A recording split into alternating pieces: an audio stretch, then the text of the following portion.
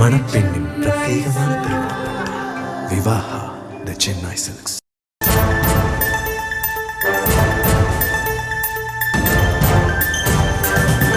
For anything they have done it. No cars will come inside. I have got Inspector Madesh police madam அவங்க inspector சொல்லிருக்காங்க barricades போடுறதுக்கு யாருக்கும் rights கிடையாது.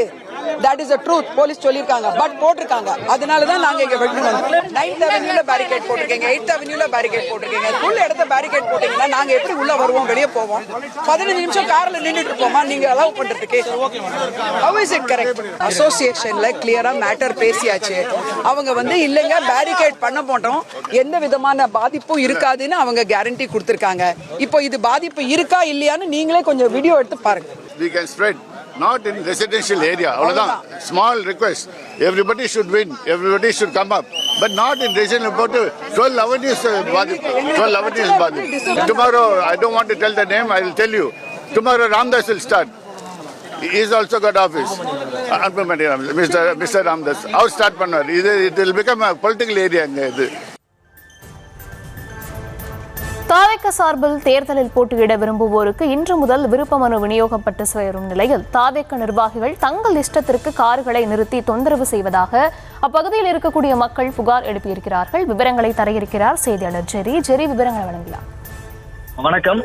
இன்று தமிழக வெற்றிக் கழக தலைமை அலுவலகத்தில் தேர்தலில் போட்டியிட விருப்பமுள்ள நிர்வாகிகளுக்கு விருப்ப மனு விநியோகம் இன்று தொடங்கி இருக்கிறது.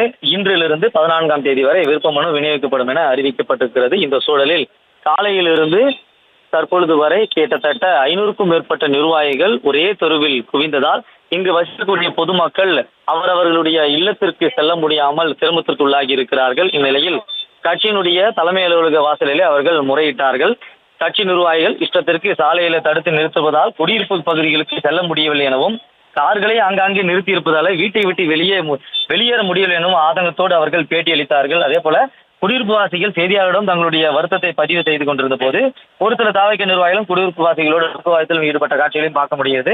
பன்னீர் அலுவலகத்தை சுற்றி 13 சாலைகளில் 100க்கும் மேற்பட்ட குடும்பங்கள் மிகுந்த சிரமத்திற்குள்ளாவதாகவும் இங்கு அருகே வசித்து வரக்கூடிய பொதுமக்கள் செய்தியாளர்களை சந்தித்து அவங்களுடைய வருத்தத்தை பதிவு செய்திருக்கிறார்கள்.